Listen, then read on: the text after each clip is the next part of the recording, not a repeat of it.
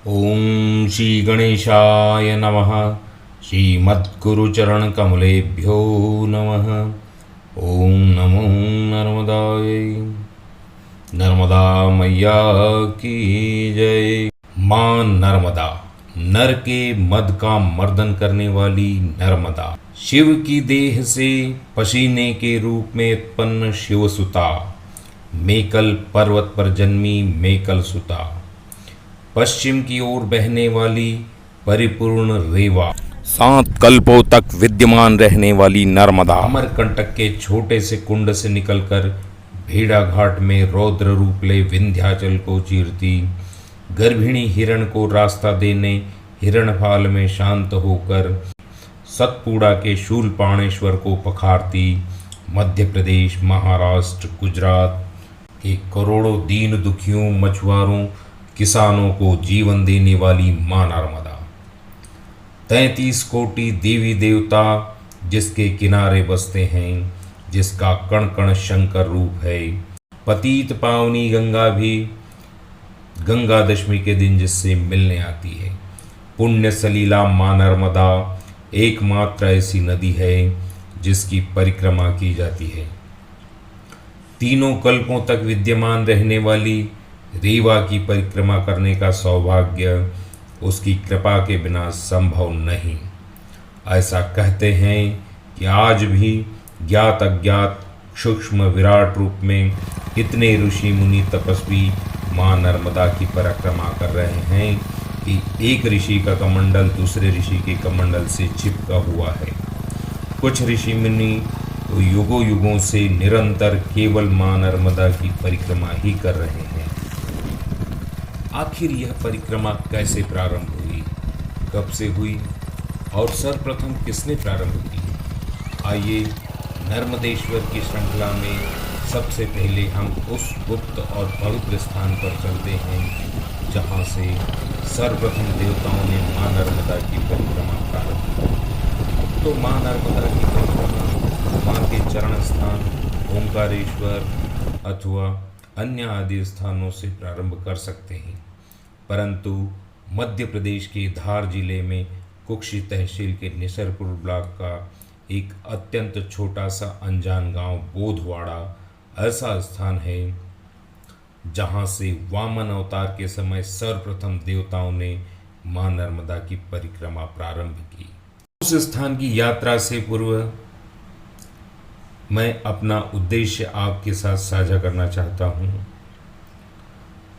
इस स्थान और अन्य ऐतिहासिक स्थानों को देखकर यह स्पष्ट है कि सनातन धर्म की जितनी हानि विधर्मियों ने नहीं की है, उससे कई गुना ज़्यादा हमारी उपेक्षा से वो पीड़ित हैं। कोई भी जाति, वर्ण, संप्रदाय, धर्म अपने इतिहास और संस्कृति को सहेजे बिना जीवित नहीं रह सकता। हमने अपनी इन अमूल्य धरोहरों को मरणासन अवस्था में लावारिस छोड़ दिया है।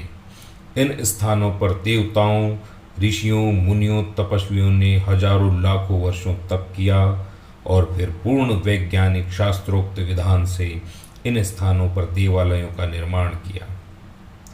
हमने अपने स्वार्थ के कारण पूर्वजों की इन अमूल्य धरोहरों को बूढ़े माता पिता की भांति मरने के लिए वृद्धाश्रमों में छोड़ दिया है। सीमेंट कंक्रीट के नित नए मंदिर बना रहे हैं, परंतु कभी उन बूढ़े पत्थरों की तरंगों को सुनने का प्रयास भी करें। युगों युगों से वे आज भी सूक्ष्म रूप में हमारी बाट चोह रहे हैं। आइए चलें उनके पास, उनके चुंबकीय आकर्षण के प्रभाव में देवीय घंटानाद सुनने। जब विकास की अंधी दौड़ दौड़ते चकाचौंध भरे जीवन से थक जाएं, तो चलें। आनंद वही है, शांति वही है, उनके पास, उनके चरणों में। चलें उन पत्थरों को थोड़ा संवारने, बुहारने, सजाने, संभालने। ऐसा न हो कि विकास की बहती उल्टी धारा में इन पत्थरों के भग्नावशेष भी ना मिलें। चलो अपने आसपास के प्राचीन ऐतिहासिक मंदिरों को बचाएं, सुरक्षित करें। नर्मदेश्वर माँ नर्मदा की गोद में हर प्राचीन मंदिर के जीर्णोद्धार का अभियान नर्मदेश्वर। आह्वान है आप सभी से कि अपने आसपास के हर प्राचीन ऐतिहासिक मंदिर का जीर्णोद्धार करें, संरक्षित करें।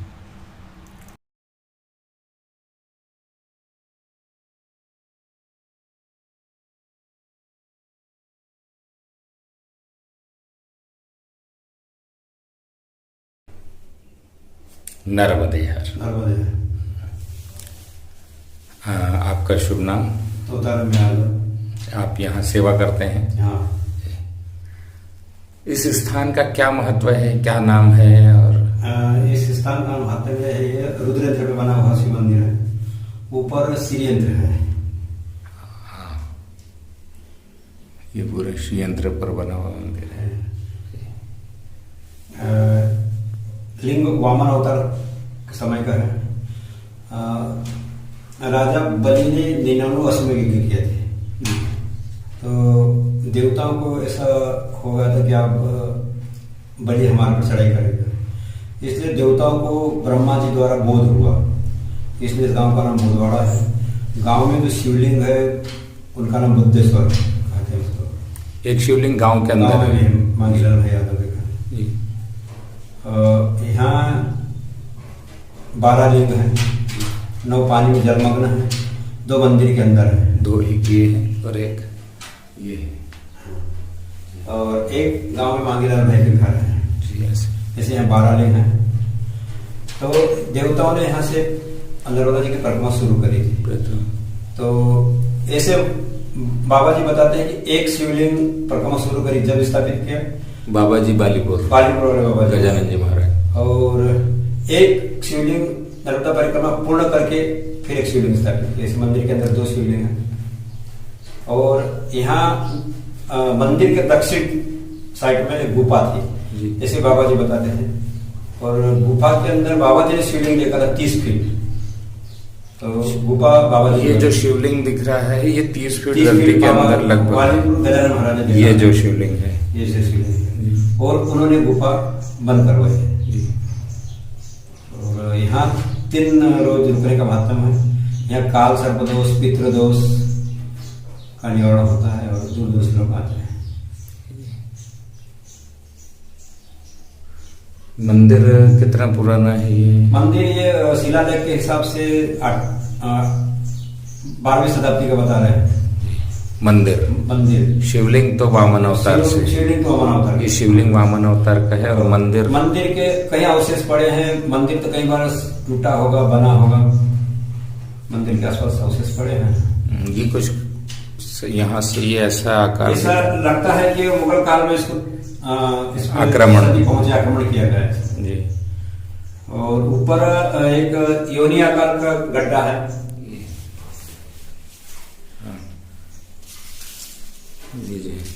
हाँ, जिसमें कभी कभी जल निकलता है जी। तो बाबा जी से बताते हैं इनका संबंध नर्मदा जी के, ये जो आता है शिवलिंग का संबंध सीधा नर्मदा जी के स्तर, जल स्तर से है। तो वो जल से इसमें जल स्वतः आता है।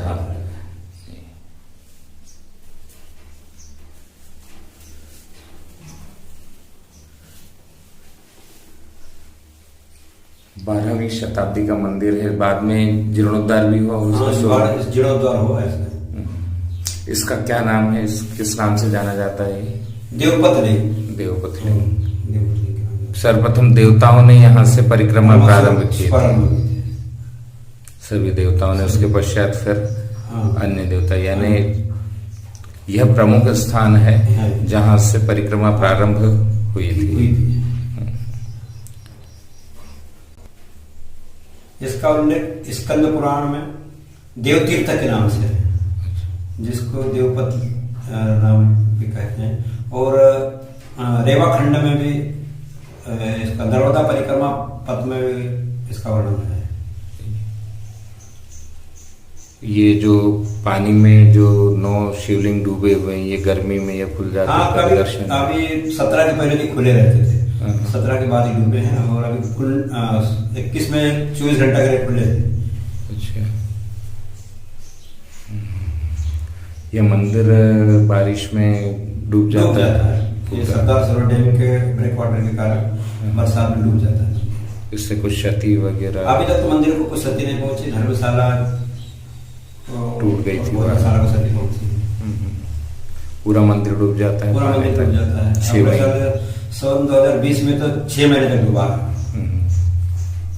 आसपास के पेड़ भी सारे सूख सब आसपास के बड़े बड़े पेड़ थे, नीम के, आम के, बड़ के, पीपल के, सब सूख गए पानी भरने के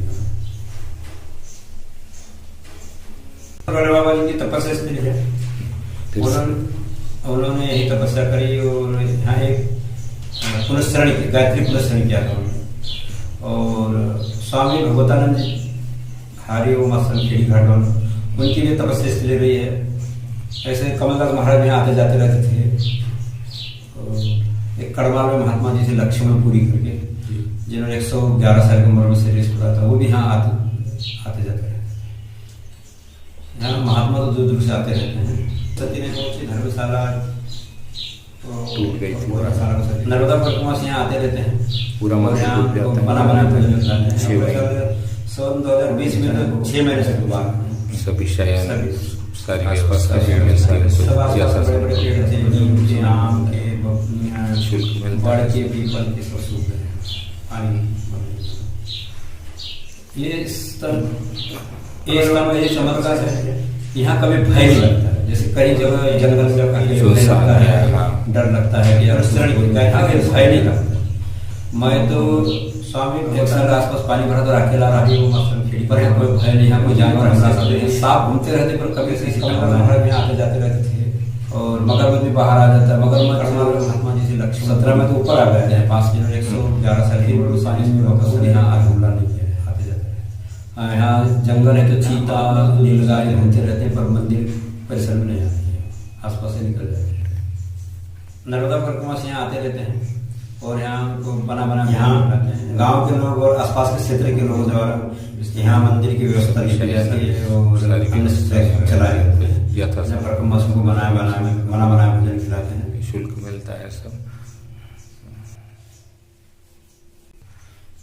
ये स्थान का ये चमत्कार है कि यहाँ कभी भय नहीं लगता है। जैसे कई जगह जंगल में अकेले रहने लगता है, डर लगता है कि यार कुछ हो नहीं जाए। यहाँ भय नहीं लगता।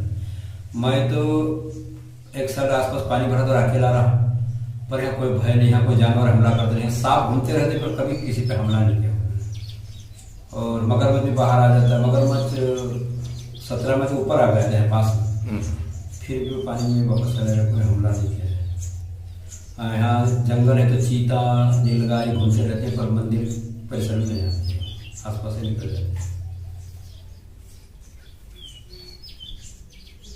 यहाँ गांव के लोग और आसपास के क्षेत्र के लोगों द्वारा यहाँ मंदिर की व्यवस्था की जाती है और अन्य क्षेत्र चलाया जाता है। यहाँ पर मशरूम को बनाए भोजन खिलाते हैं।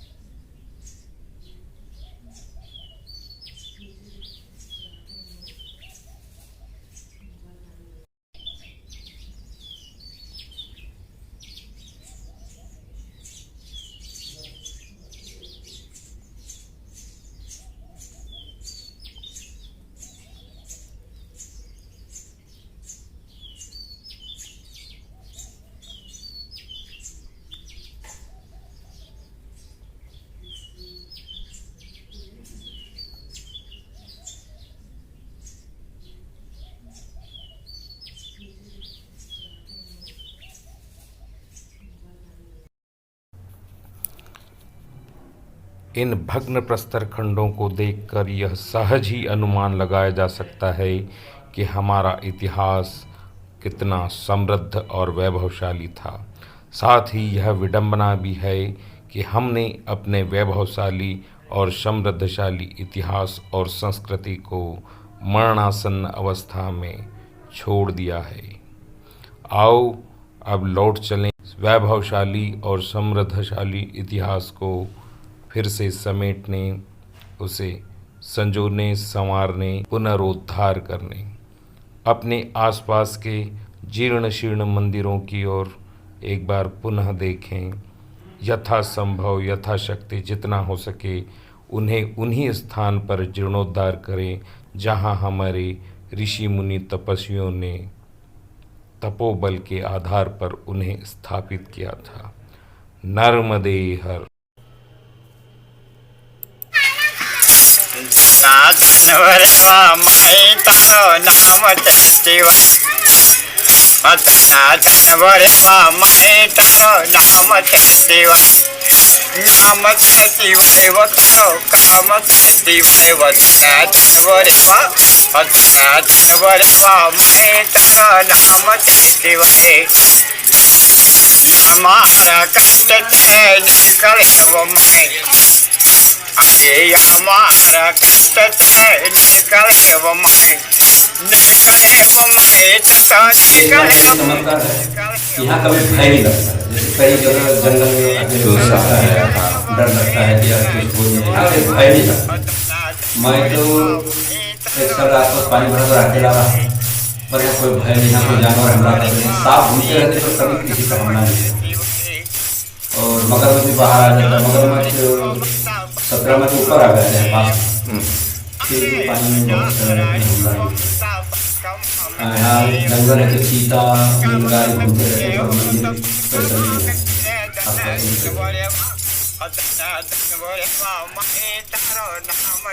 यहाँ गांव के लोग और आसपास क्षेत्र के लोगों द्वारा यहाँ मंदिर की व्यवस्था नहीं की जाती है और अन्य चलाया जाता है। बनाया